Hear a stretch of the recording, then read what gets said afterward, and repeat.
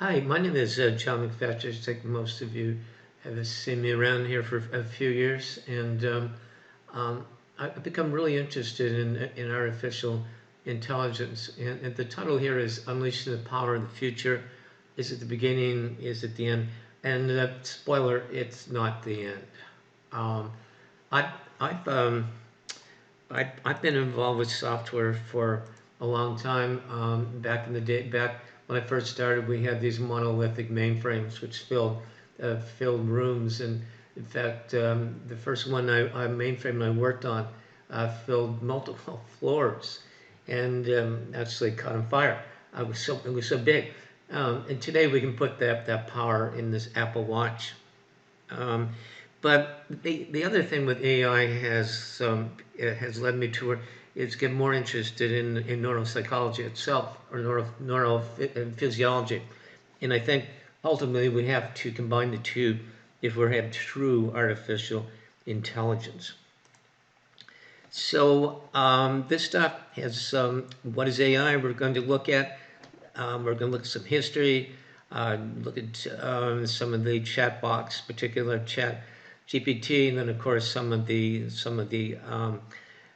dangers, and then I think a little bit of I'm going to dispel. I'm trying to remove the I from AI. This stuff has been around for a long time, 70 years, and the term artificial intelligence was actually coined in 1956. And AI, people like Alan Turing really want to see if they could replicate the what they thought the human brain worked in software. It wasn't very successful for a long time.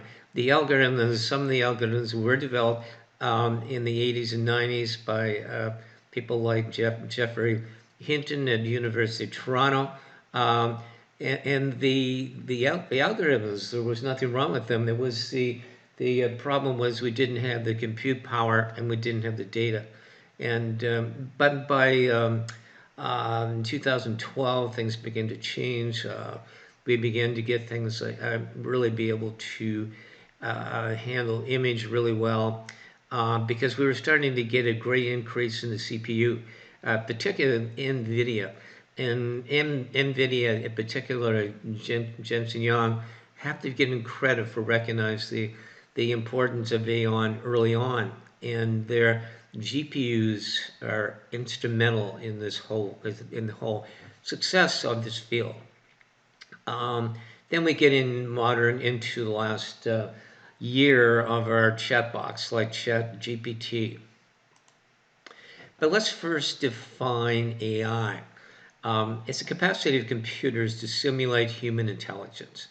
Um, Now, the problem is defining intelligence. And in the words of Jeff Hawkins, a brilliant combination of a software guy, he was a founder of Palm Computer, and also of neurophysiology. That's which he did his PhD in. What a great combination. Anyways, Jeff says how a brain made of simple cells creates intelligence is a profoundly interesting question, and it remains a mystery. But we know part of this answer is creating a world model. Um, so we know what's around us. We started doing this as a kid as we started banging into things, and we learned when things fall on us that it hurts, and to stay away from things that are hot, because we're building up our world model. And important, we get into things like reasoning and planning, and these things we try and transfer to software. Um, there's various components of AI. The Machine learning focuses on using data and algorithms to simulate human learning, or at least what we think is. Again, learning is something on the subject of debate. But the important thing here is to learn without being programmed. And traditionally, um, the way I've been writing code for 40 years is that we have to tell the computer every friggin' little step. And with this, it's going to be little or no human intervention after it's set up. But it's going to work with large amounts of data. And there are essentially three steps. One is the training. In the training phase, the system attempts to learn patterns or structures from its input data. And these data sets are huge. And with this, it produces a model, and the model can be thought of as the system's learned understanding of the data it was trained on. And when the model, it then uses to allow predictions and answer questions. Neural nets are a subset of machine learning which is inspired by what we think is the structure and the function of the human brain. Now, this again is keywords are what we think, because the brain research is, we still don't know an awful lot about the brain, and is in our neurons the center of intelligence. Nobody really knows. One downside is the fact that neurons are, the connections between them are so slow. It's hard to believe that they would be able to generate thinking. However, we built up these neural nets, and we think that the software neural nets, which are capable of learning complex patterns, and these become the foundations of what are going to be called large language models. These, briefly, we're going to look at the neuron. A neuron, the human in the brain, is going to have dendrites and a nucleus and an axion, which is going to connect on to the next neuron. So we build up hierarchies like this. This little guy talks to these two, and then these. And then we build up this network. Now, these little spike-like things, these are the synapses. The synapses, whenever we learn something new, like you're listening to this class, hopefully, we're learning something, and these new synapses are going to be formed. This is not true of a software neural net. Once a software neural net is trained, it's frozen in time until it's retrained. Now, and this is what our software neural net looks like. We will have multiple inputs, and each of these has weights. And these weights are going to modify the input, and there's a summation function here. And if the sum is greater than a certain bias, then we're going to call the next guy. So kind of simulating what we think is going on in the brain. And so we build up these networks. Either a simple one, it will have inputs and outputs, and in between here is what is called a hidden layer. And if we have and this is where we put logic to solve problems.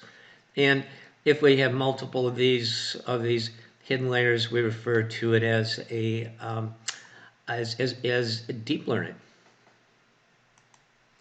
Now, a large language model, this is the specific application of a neural net, which is tailored for natural language processing. And this is key. This is key to its success.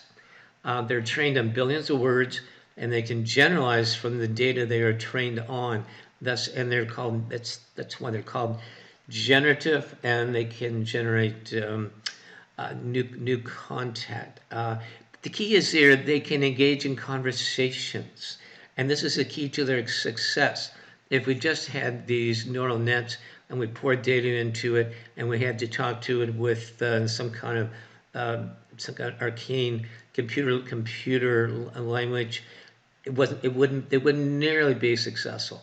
But we walk up to these things and we carry on conversations. And of course, the most popular of these are ChatGPT. But this isn't all of AI, and it would be I just want to make sure we understand this. We have computer vision. it enables the AI to see and make sense of a visual world. And think of how a Tesla self-driving uses vision from the cameras and a neural net to make decisions. So it's able to do things with computer vision. We engage in things like object recognition, in particular facial recognition. Now this leads to our robotics, and robotics are the integration of AI and physical machines. Now there are many robots or physical machines that are pre-programmed. This is not what we were talking about here. We're talking about here is a robot that is using AI to learn, to see and learn about its environment. So it'll use sensors and actuaries and AI algorithms. Um, and they're used in auto manufacturing, farming, medical. Um, and just I'm just going to switch here to a short video, and we're going to look at.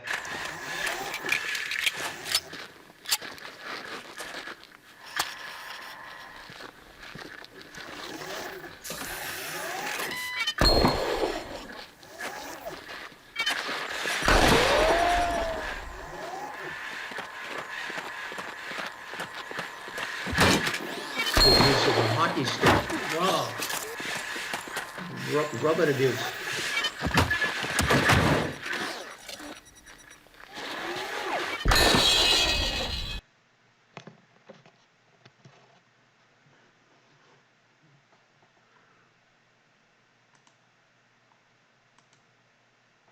So hopefully we have better uses. And of course, one of them here is in Tesla. Tesla is an AI company that happens to build cars and is starting to now build robots. Because with the cars, which I drive a Model 3, they have, in the words of Lex Fridman, who is a great podcaster, I love his pods, his they have a chance to make autonomous driving work. Not an easy problem. And this predicts a 3D vector space, because in reality is 3D. But they're also getting involved in the with robotics. But now, and here is just the view from my car of the console. And you can see it's the car's worldview is the worldview. In this case, is simply the immediate surroundings of the car. And here's my car, and it has to see, to be successful. It has to see everything around it in 3D, and including this. It sees the traffic lights, and we're going to sit here, of course, until that light changes, and then it goes off. It's very cautious, and I like it. And driving it on the road, particularly on the interstate, and at night. And hey, guess what? I'm still alive.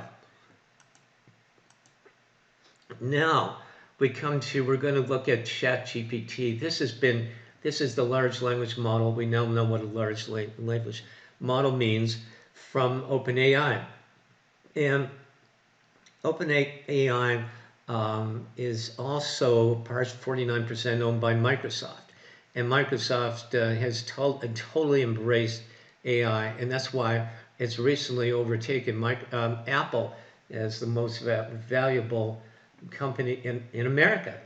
But Chat GPT itself came out last January or December a year ago, and came out of nowhere. And well, at least to me it was. And because AI had been around for years, and then suddenly they had 100 million users in 1 month. It took the world by storm. Now the GPT parts here. Let's explain. G stands for generative. It's but in generative, which we have discussed, it's pre-trained. It's pre-trained on billions of 500 billion words. It's gone up there and they crawl pretty well the whole world Wide Web, including things that maybe they shouldn't be shouldn't be crawling, and they cram it. They put it into their model, but this whole process is very expensive, and it's compute intensive. It takes thousands of GPUs. And look, that's not a misspelling. It's not a CPU. It's a GPU, and we will see. We will soon see why, because it's a graphics processor. Because make no mistake, in creating these large language models is a study in is matrix math. Um, they're hard to keep up to date. This thing is frozen in time as of April 23rd.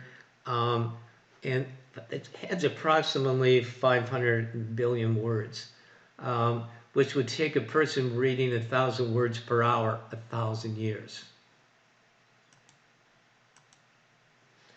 Um, the just more on how it works. Whoops, I think I skipped a slide there. Um, just one little problem though with chat is that yeah, it knows it's got an incredible vocabulary. However, it makes things up, and it's because it's such a good conversationalist. It's a bullshitter. It's a great bullshitter, and it makes mistakes that a human would never make. But it sounds really good in making those mistakes. But don't make don't make the mistake of thinking it's intelligent, and we'll go more into that later. It doesn't reason and do not plan. Now, but more on how it works, it's going to form patterns using neural networking. Um, and fundamentally, it's going to predict what words, phrases, and sentences are likely to be associated with the input just made. Now there's a training process. There's the first, it's all it goes out, crawls all that information on the web, throws it into this model. Of course, it's a huge model, and initially it's pretty well a friggin' mess, because if you ask it any questions, it'll give you complete garbage, garbage in, garbage out. In the model is not garbage, but it hasn't been trained to form the relationships. So then they bring in trainers. They bring in human trainers, and the human trainers are able to act as the chatbot and the user, and they train and they refine. Remember, we discussed those on the neural net. We had those weights that we could adjust. They keep adjusting the weights until we get the answers for for the queries, and it sounds more, gives it more of the human behavior we're used to. But but fundamentally, what this thing is doing is predicting the next word. But it's kind of like a human conversation where we finish the other person's sentence, but we're finishing it with all the information using all the information of the internet to provide that answer.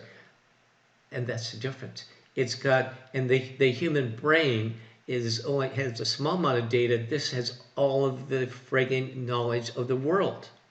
And for instance, and it's going to predict the next word in the contents of what is read before.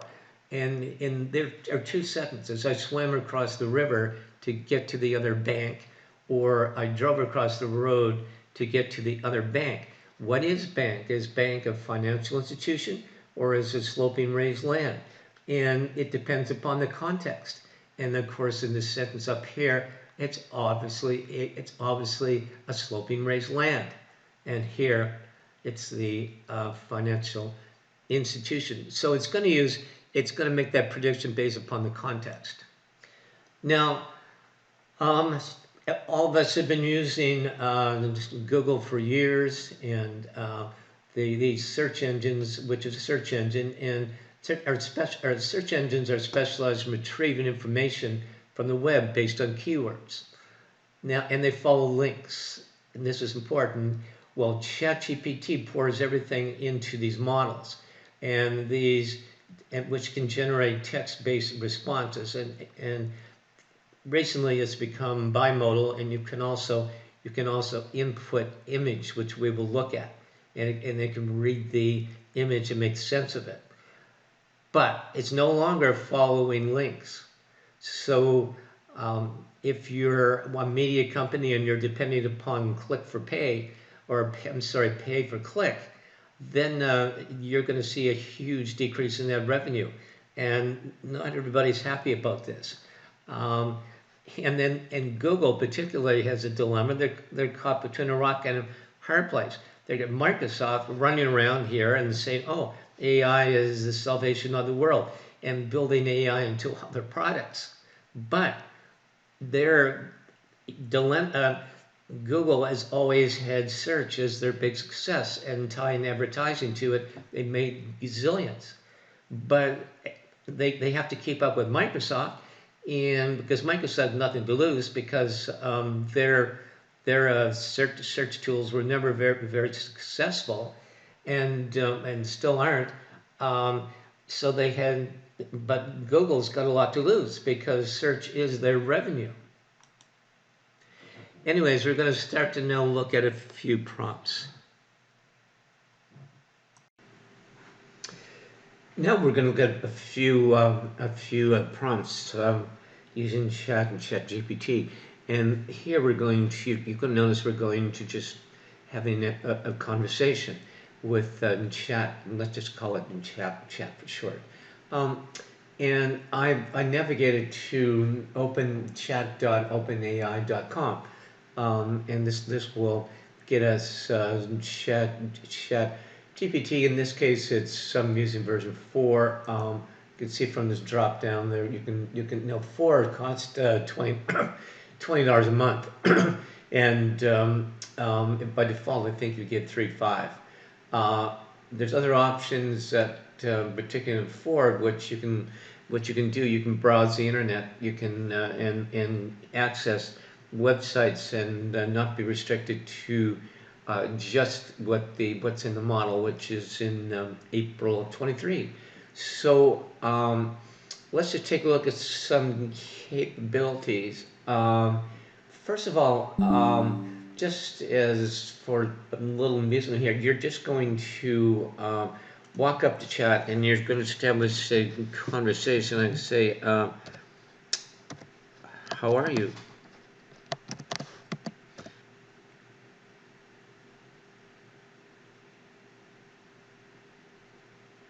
Now, so the answer came back to this: I'm just a bunch of code running on a server, and so I don't have feelings, but I'm here and ready to assist you with any questions or tasks, John.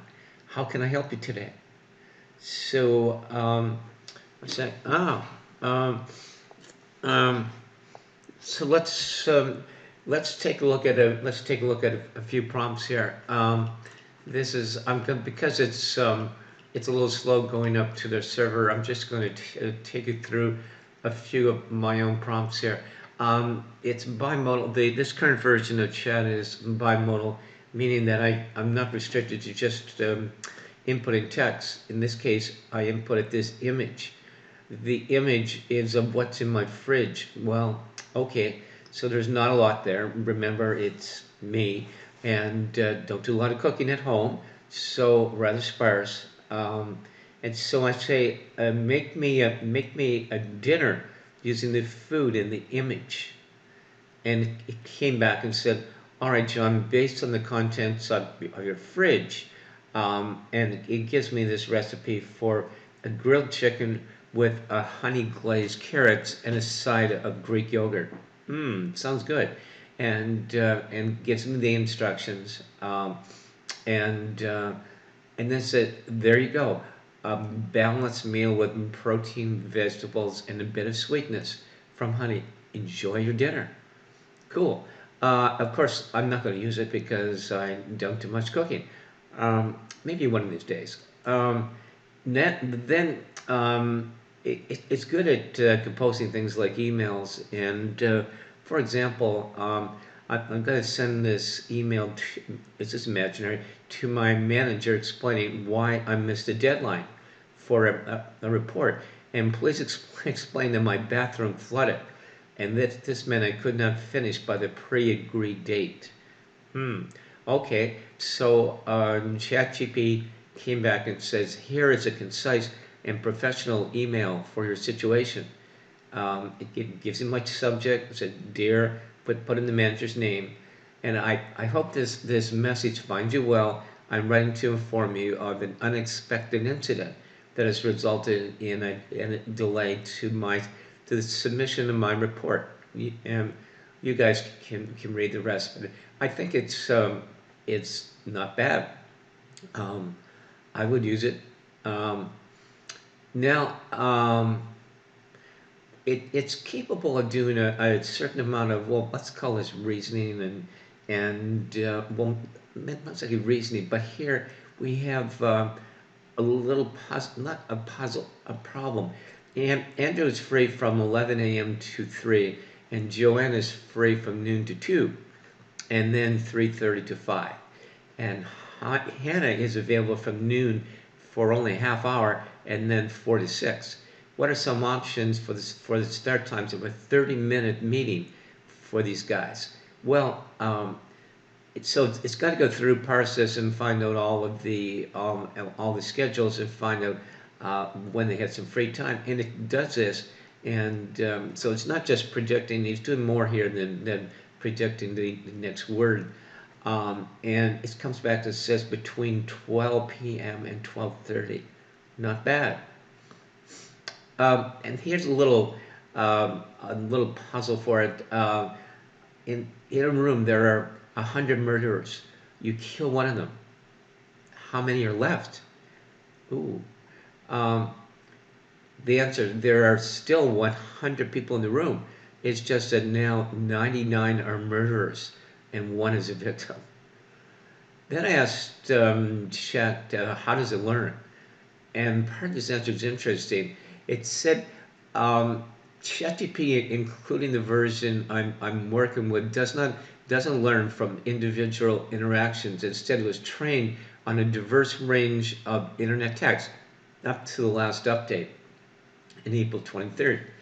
Now, it generates responses based on the patterns it learned during this training, but doesn't retain or learn from information provided during our conversation or any other.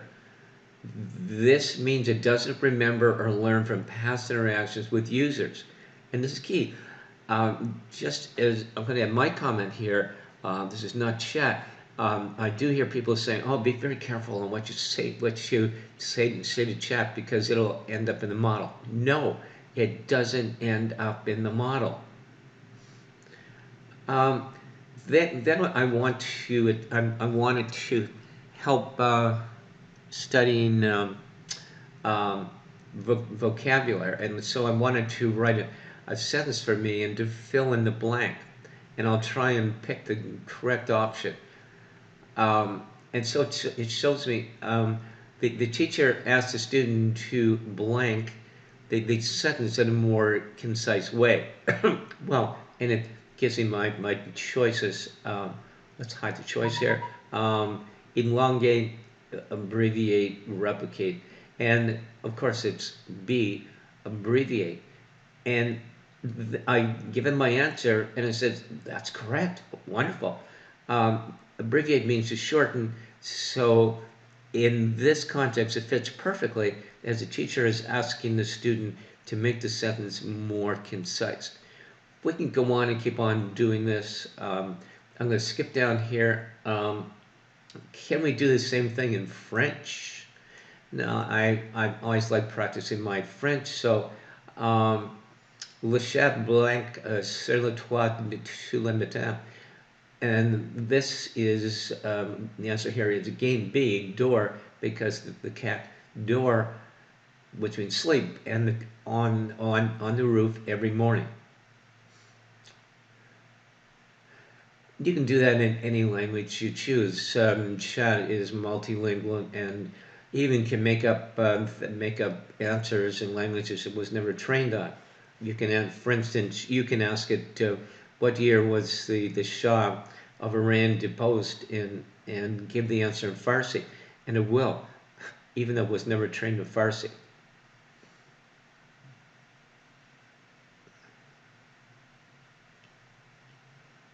Now, this is fictitious. One of my friends was throwing a party for his wife actually, and let's just say for I just added here a 60-year-old lady friend, and he wanted a love poem. So here's it came back. Chet came back with I think a pretty good uh, poem here. In the autumn of youth, where wisdom glows, a story of grace like a timeless rose. 60 years, a journey so bright.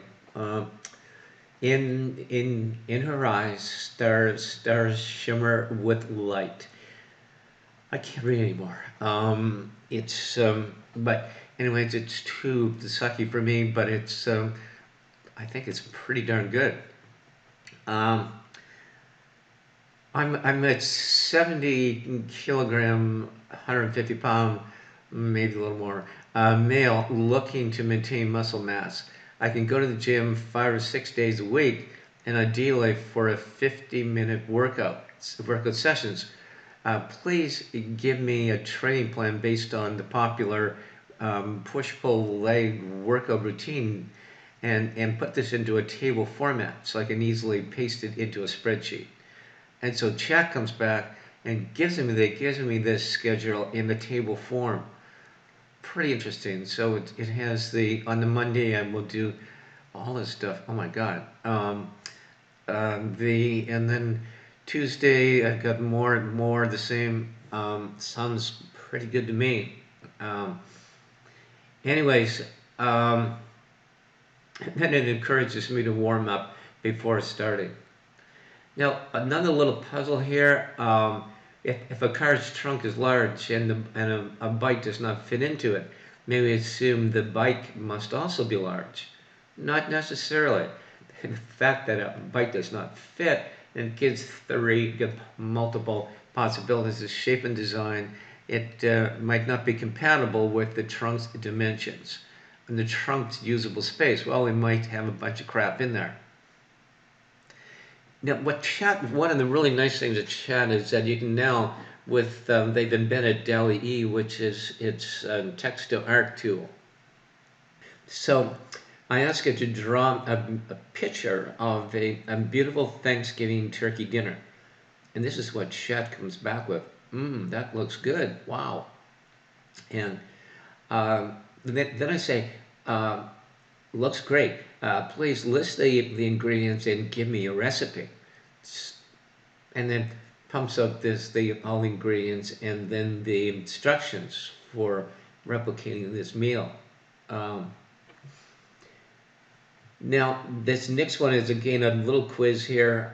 Again, it's an image. It's going to rate the image, and it'll say Mike's mom had 4 kids. 3 of them are Louis, Drake, and Matilda. What is the name of the 4th kid? Well, of course, you can't fool Chat. The 4th kid is Mike.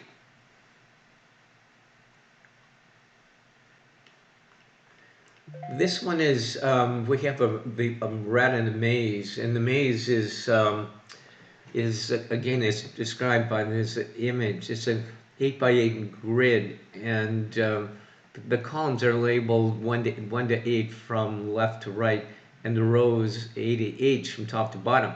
And all cells are empty except for B3, which has the rat, and F6, which has the cheese.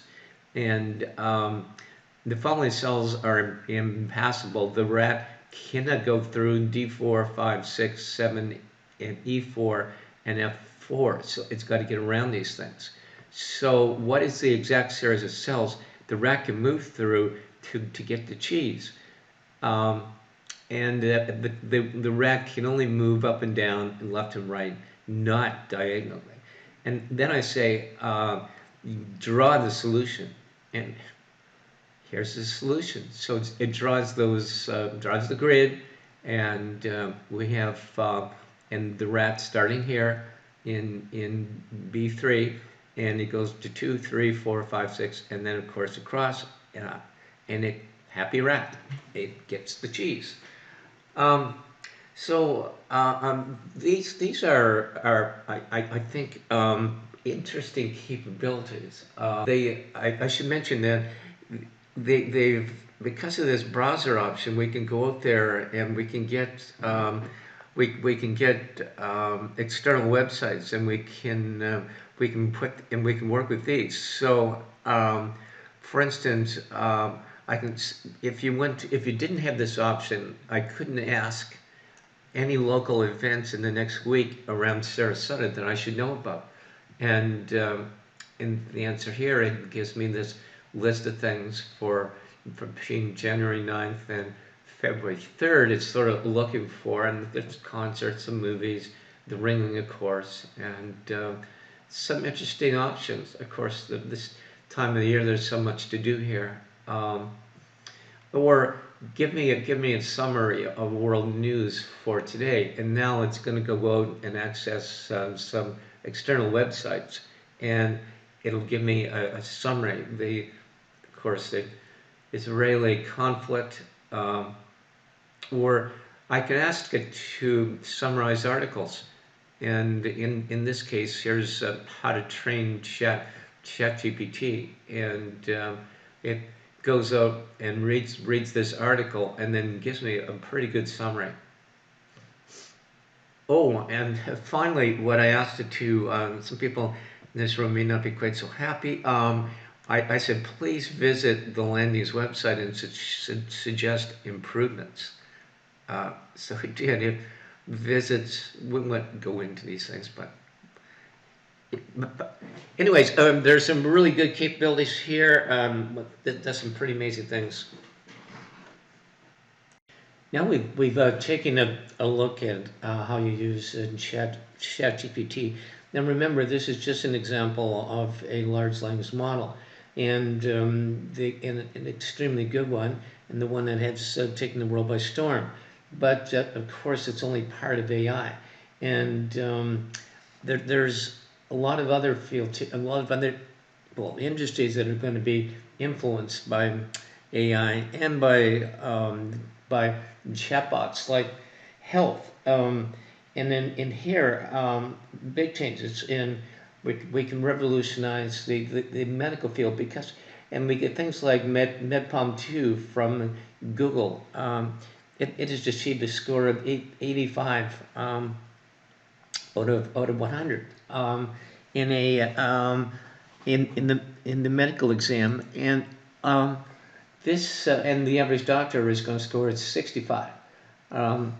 This now, and the real advantage here of health is that we're going to be able to take all of the information, all the medical information, and put it into these models, these same models that we're like look at ChatGPT and the way you're not, these are going to be specialized models. In fact, they may not be, they will, of course, they may be available on a different form. You won't be able to publicly get them. You may have to, or doctors and medical associations will be charging for, because once all this data is in the model, then it's invaluable, because if there's never should be a case where somebody dies because the doctors can't diagnose some weird condition, because all the knowledge, all the medical knowledge in the world should be in that model.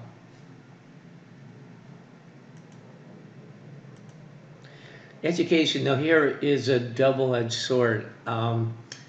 Again, all these graphics were generated with ChatGPT. Education, I think, is key. We have to learn in a new world. Yes, there has been there is cheating going on like crazy, because the kids have learned this to write papers. Well, I maintain this. We're testing the wrong way. We have to change the way we test. Knowledge has to be assumed. It is applying the knowledge that counts. And remember, I remember back to my days in physics and math, well, a long time ago. This is all of our tests were open book. You walked into the exam with your book. It didn't help, because you had to take and you had to apply the knowledge that was in that book. and and the other way to test, of course, is we have the students in front of us.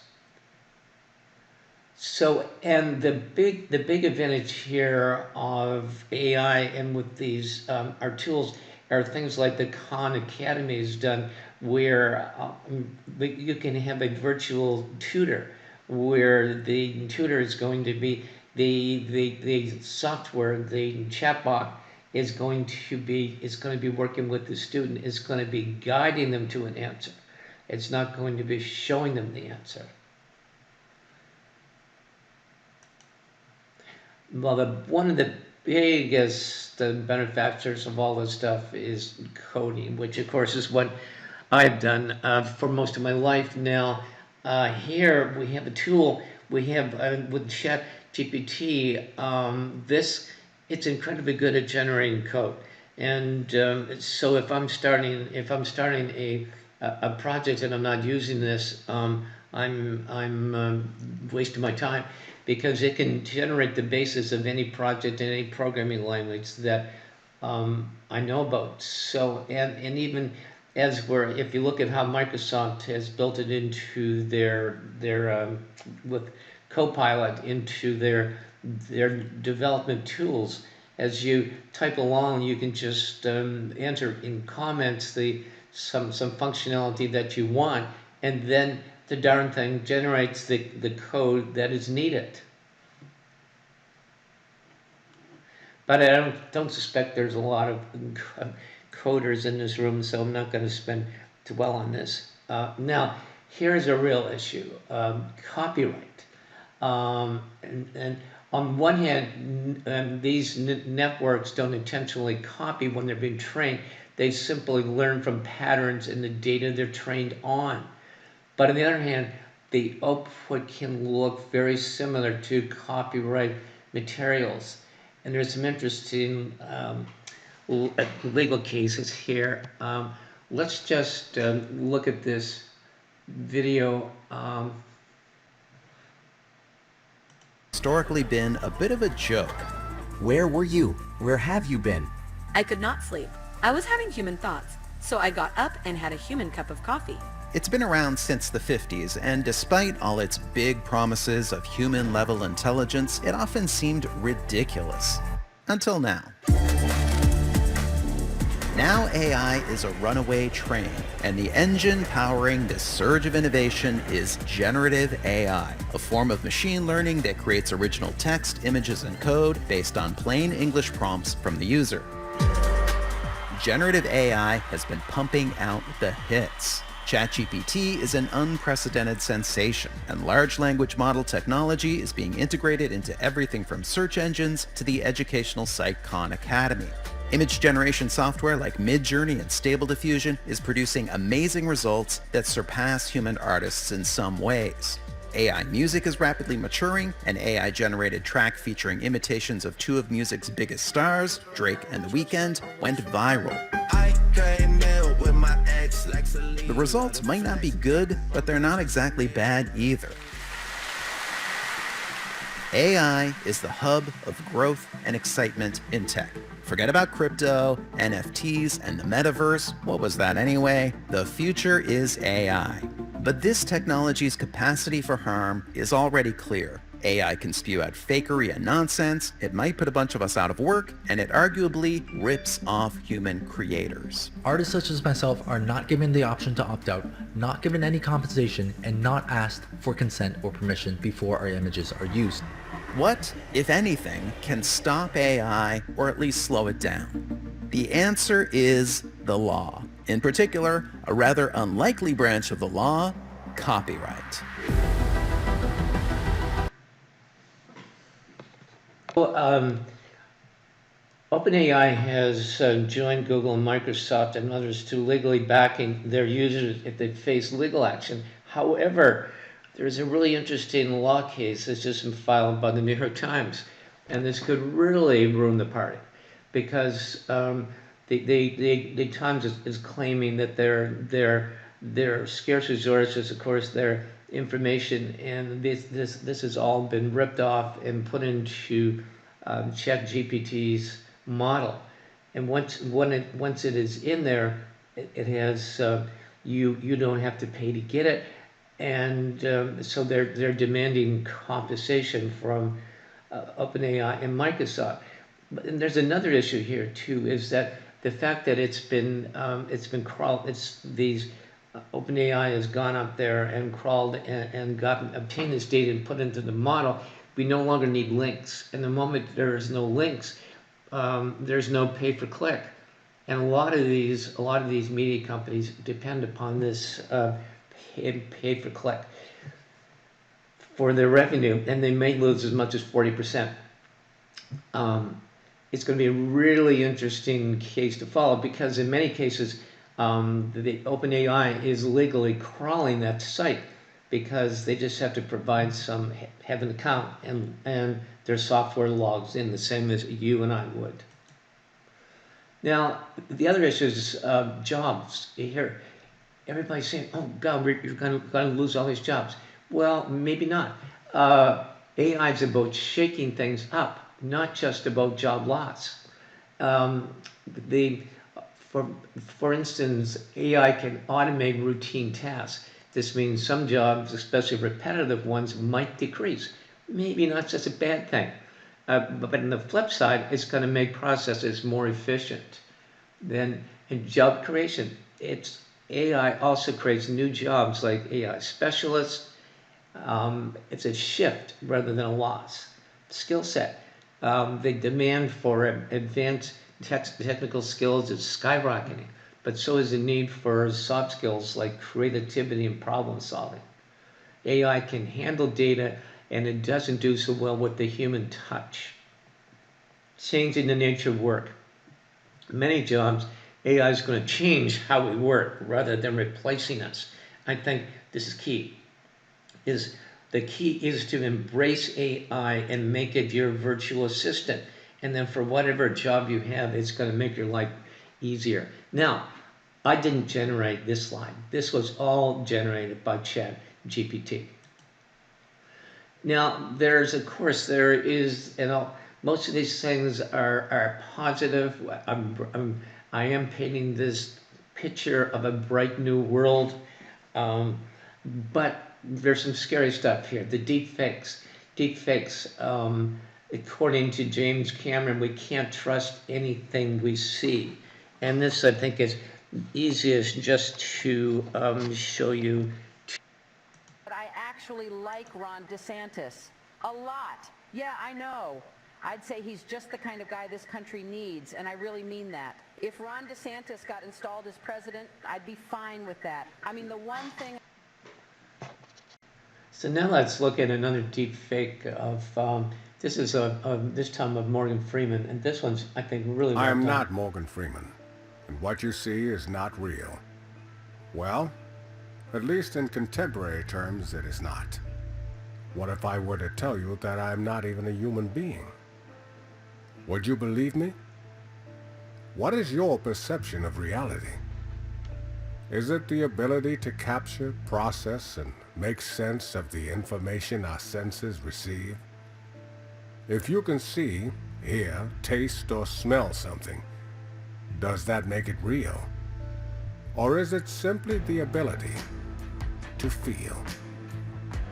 I would like to welcome you to the era of synthetic reality. Now, So, one of the reasons that one thing I want to say is that doing these deep fakes, that one's in particular, Morgan Freeman, is really, really good. But it's not cheap. These are not cheap and not easy to produce. However, it's probably a lot cheaper than hiring Morgan Freeman. Now, the scary part here is that there are tools like Valley-E where you can take a 3-second clip, and then it's all you need to get of a person's voice, and then you can make them say anything you want them to. And that's, for instance, that Hillary clip. Or you can have, you get a phone call, and it's somebody says, "Oh, whoops, sorry, is Joe there?" And you say, "Oh no, it's the wrong number." Well, they've got the 3 seconds, and then they can of your voice, and then they could make a message that they send to your daughter, learn her to a place where they can kidnap her. So a lot of course, really bad things. But is it an existence threat? No. This is the crux of the large language model debate.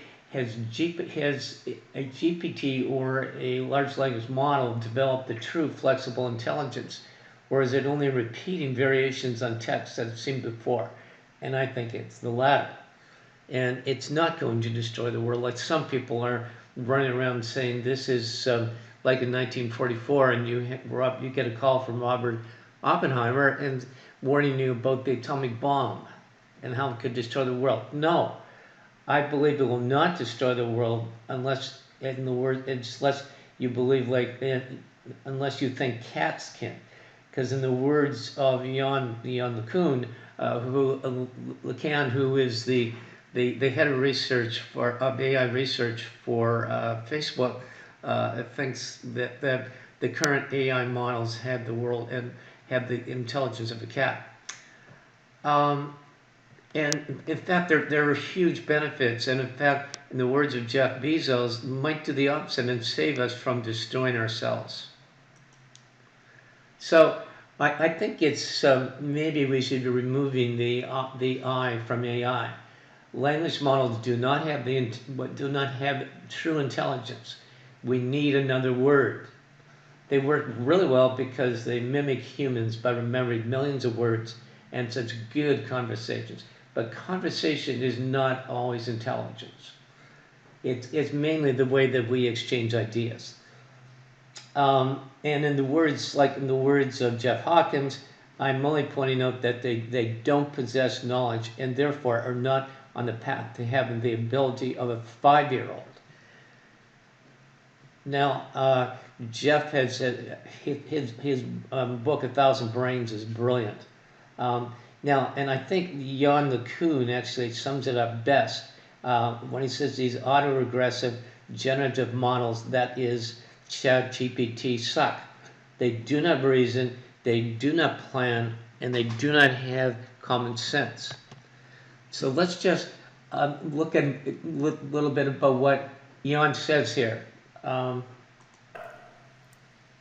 Those things really suck. I mean, they're really not that great because they don't understand the world. They just manipulate language. Because they manipulate language fluently, we're fooled into thinking that they are intelligent, but they're not. They're intelligent in certain ways, but they're not intelligent in sort of what we think as human intelligence. So you will see if you go to X, former Twitter, or any kind of social networks, people who make posts say, oh, there is a latest LLM from so-and-so company, and you type this, and it's mind-blowing. You know, we are this far away from human-level intelligence, what they call AGI. I hate the term.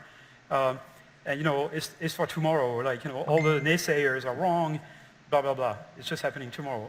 They are wrong. Okay, those things do not have anything close to human intelligence.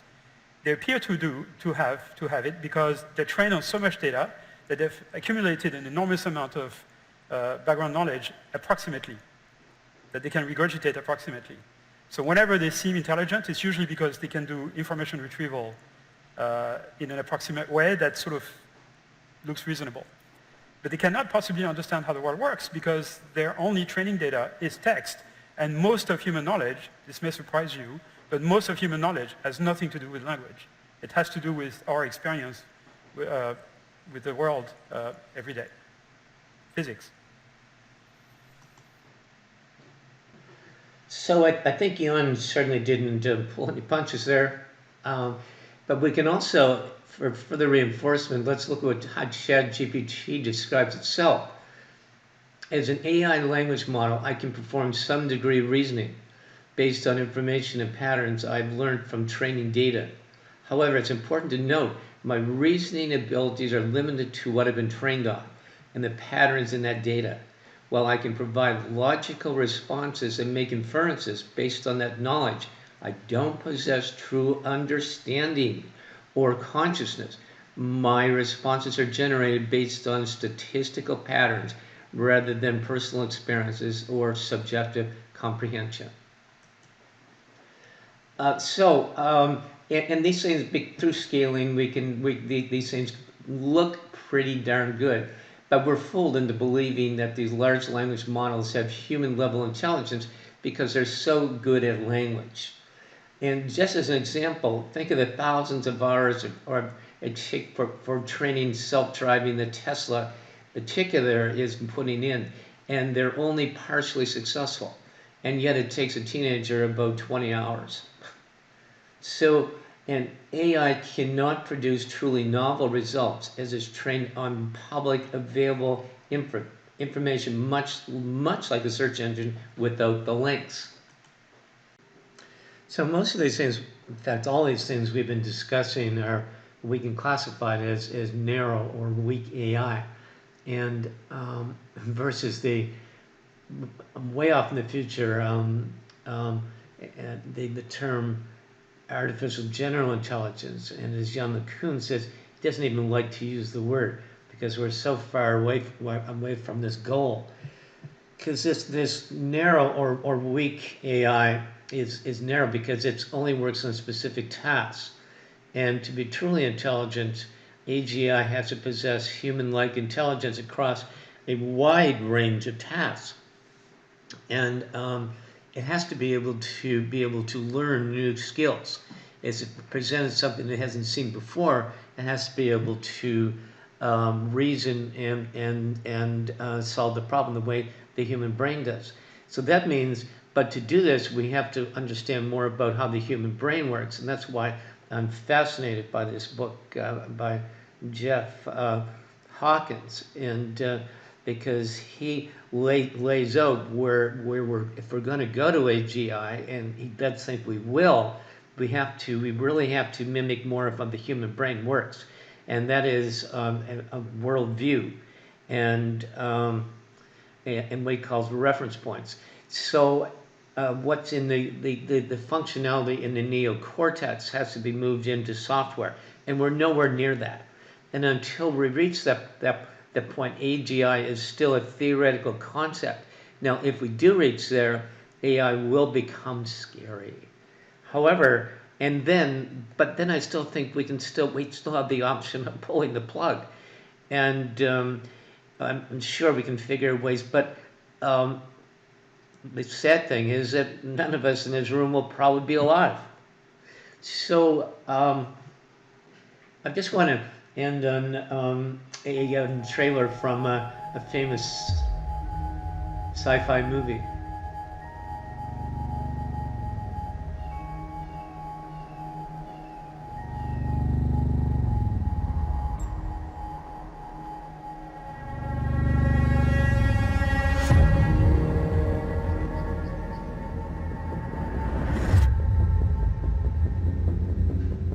Over the next few days, you're going to be the human component in the Turing test.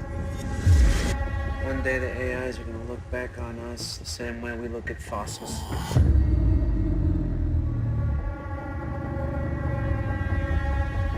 Hello.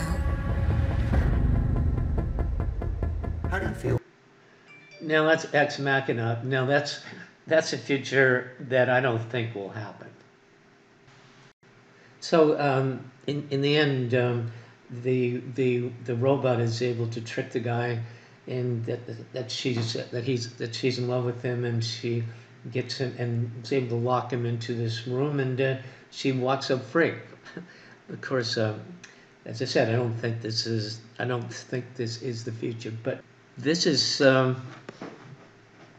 I think it's incredible. It's the beginning of an incredible journey. It's not the end.